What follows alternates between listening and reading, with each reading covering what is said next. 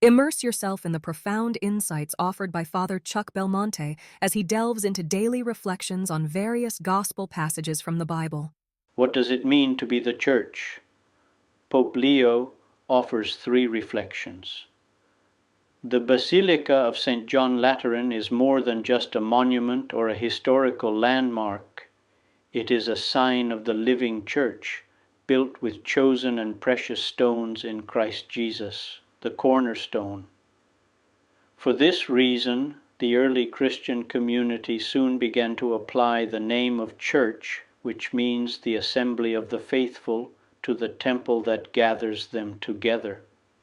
As we gaze upon this building, let us reflect on what it means to be the church. Firstly, let us consider its foundations. If the builders had not dug deep enough to find a solid base on which to construct, the entire building would have collapsed long ago. Fortunately, however, digging deep, they raised the walls that welcome us, and this makes us feel much more at ease. As labourers in the living church, we too must first dig deep within ourselves and around ourselves before we can build impressive structures. We must remove any unstable material that would prevent us from reaching the solid rock of Christ.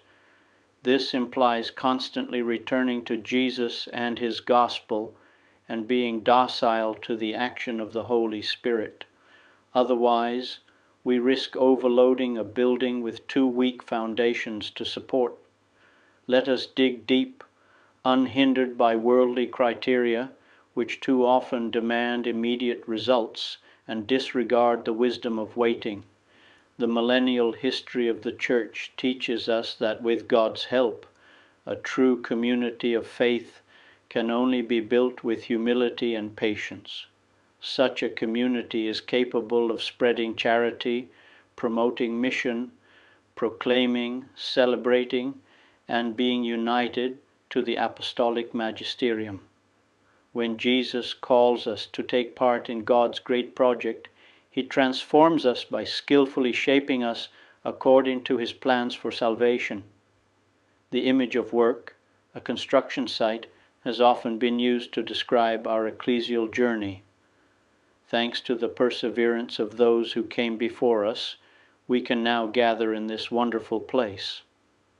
Finally, I would like to mention an essential aspect of the cathedral's mission: liturgy. The liturgy is the summit toward which the activity of the Church is directed, the source from which all her power flows. Therefore, care for the liturgy, especially here, must be such that it can serve as an example for the whole people of God. It must comply with the established norms, be attentive to the different sensibilities of those participating, and adhere to the principle of wise inculturation.